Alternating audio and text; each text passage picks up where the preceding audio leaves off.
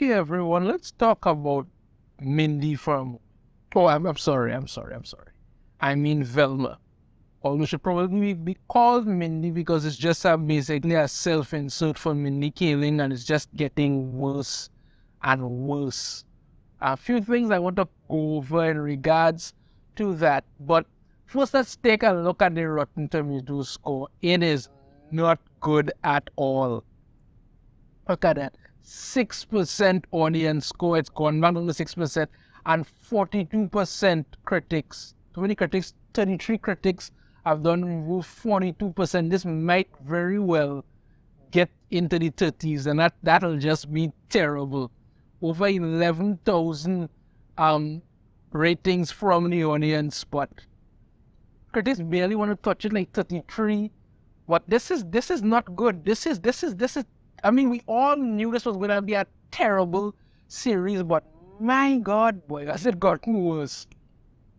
There's only like 2 episodes remaining, Family Woman and Brains of the Operation, but but I've been getting reviews like this. Every episode is a cringy, eye-rolling slug that doesn't seem to have any idea who its audience is, yet seems to despise them all the same. That's very true. That is very, very true. Velma's attempts at modernizing the franchise are so inept.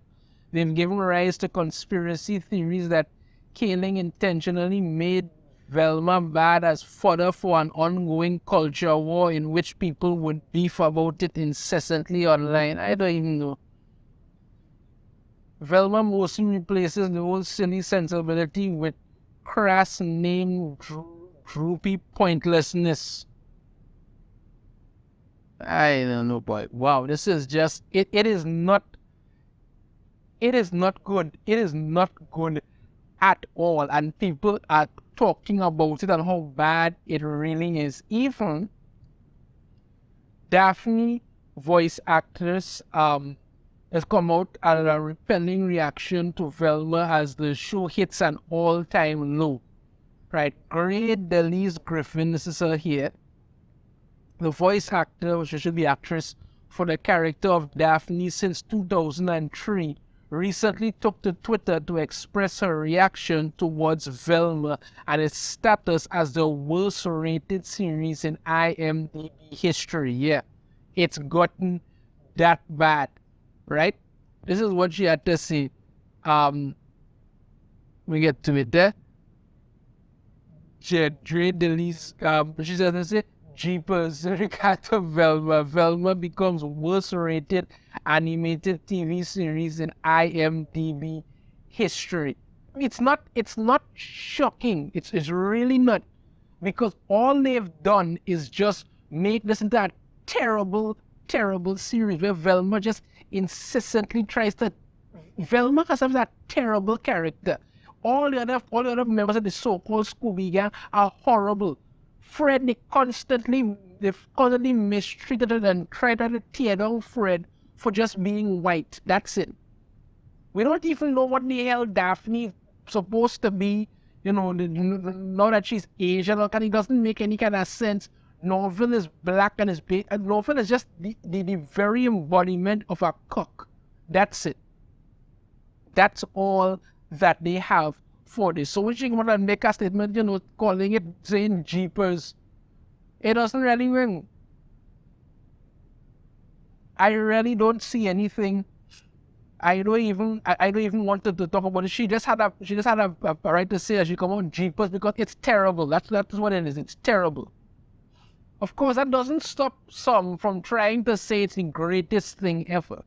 Now, let me take a moment and show you this person here, May Rood.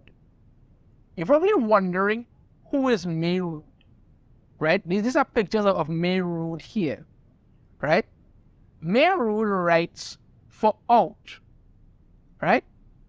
And this is the article she puts out. Oh. Right.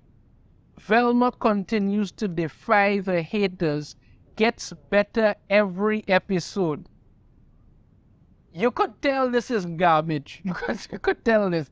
I have reviewed every episode of Velma and it continues to get worse.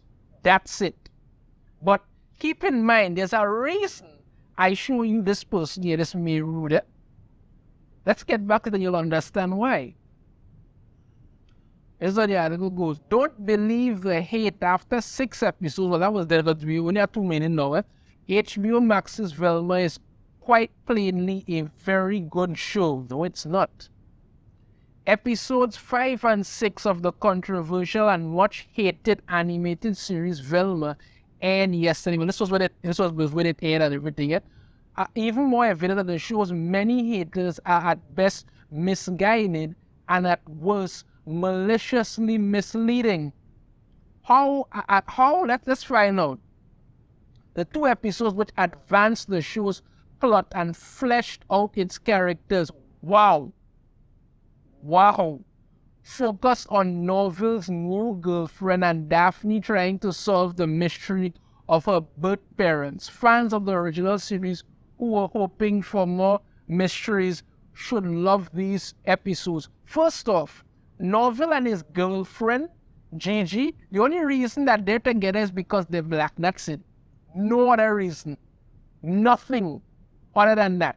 And as for Daphne and trying to solve the mystery of her birth parents, it was, I mean, come on. That was like, that wasn't even look at a mystery thing. The same criminal would have been showing from the very beginning is her father. And it then to her mother, her moms knew all along. It was just crap, that's all. The episodes also introduced the team's missing member, Scooby-Doo. You really going and go there? Who in this series lends his name to Scooby, Special Covert Operations Brain Initiative, a secretive project worked on by Norville's mad scientist grandmother. What did Scooby do? Asked Velma in a hilarious joke. No, it wasn't.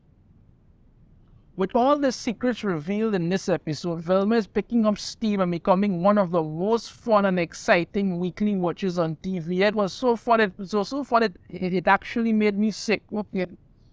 While many complaints surrounding the show are focused on the humor, there's never been any humor. The cringe jokes, plenty of those, are becoming fewer and fewer with each episode. In fact, I think I only cringed at 1 joke over the 2 episodes. So you're already admitting here that it have cringe jokes in it. And see how she's conveniently seen the funny part about Velma in a strip club grinding for her father. Okay. At the same time, the laugh out loud jokes are getting more numerous. I defy you to find a laugh out loud joke, other than the fact that the series exists being a joke.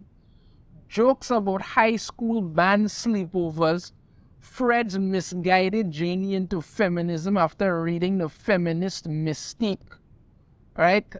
Velma's daddy issues and her, listen to this, and her queerness are all top-notch, leaving my friends and I laughing throughout the episodes. I want to see these friends you watch this episode with. I really want to see them, if they exist.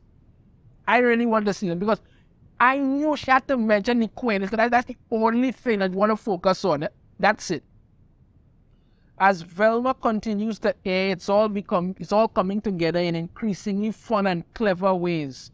The more I get to know these characters, the more I love them. You could feel the lies here. Even Velma herself, listen to this very closely here. Even Velma herself, who is objectively terrible, remember that again, objectively terrible, has earned some love. So you are admitting that Velma is terrible. You're admitting that Velma is a terrible character.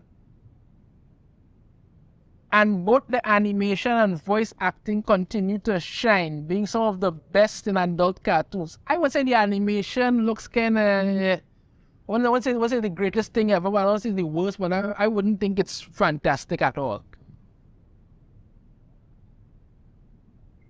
I truly feel like I have entered Bizarro land. when I read negative takes and reviews for Velma, over the last decade, we've seen dozens and dozens of truly terrible bottom of the barrel adult animated shows, but this is not one of them. I think Rotten Tomatoes would disagree because 6% from the audience, 42% from the critics. But, maybe she knows something we don't. Some of the most popular adult animated series like Big Mouth, Rick and Morty, Solar Opposites, and American Dad are all vastly more ugly and harder to watch than Velma. I have not watched Big Mouth and Solar Opposites, but woman, have you ever actually watched Rick and Morty and American Dad? I mean, besides them being much funnier than Velma could ever be, but there is one thing that separates them from Velma. There's actually a point to these shows. There's no point whatsoever to Velma. That's pretty much it. Where Velma has fun and unique character designs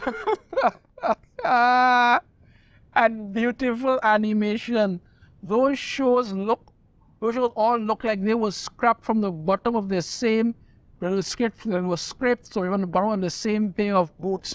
You cannot even pretend to be lying anymore. Every animated rip-off shows like these, which can be actually funny and well written, has a groan-worthy joke every other minute and zero jokes that actually make you laugh out loud, making them not just ugly to look at, but also terribly written and unfunny.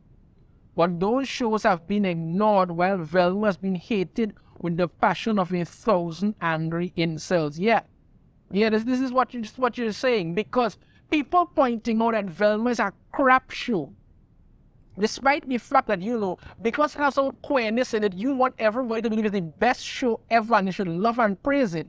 That's a problem. What's the difference between this show and those? People think this show is created by a brown woman who likes to talk, and they are looking for any excuse to hate on a woman like that. Yeah, that's the reason, that's the reason. Not the fact that the entire show is garbage, but because of somebody's race, we all hate on it because of that. I get to the part I wanted to actually talk about it. Okay, maybe if people can get over their hate for Kaling, which there are certainly some fair criticisms of her, this woman cannot help contradicting herself, They can actually watch the show for what it is and finally find themselves enjoying an afternoon, listen to it, full of laughs, queerness, and teen mysteries. I know that's what I'll be doing every Thursday when new episodes come out.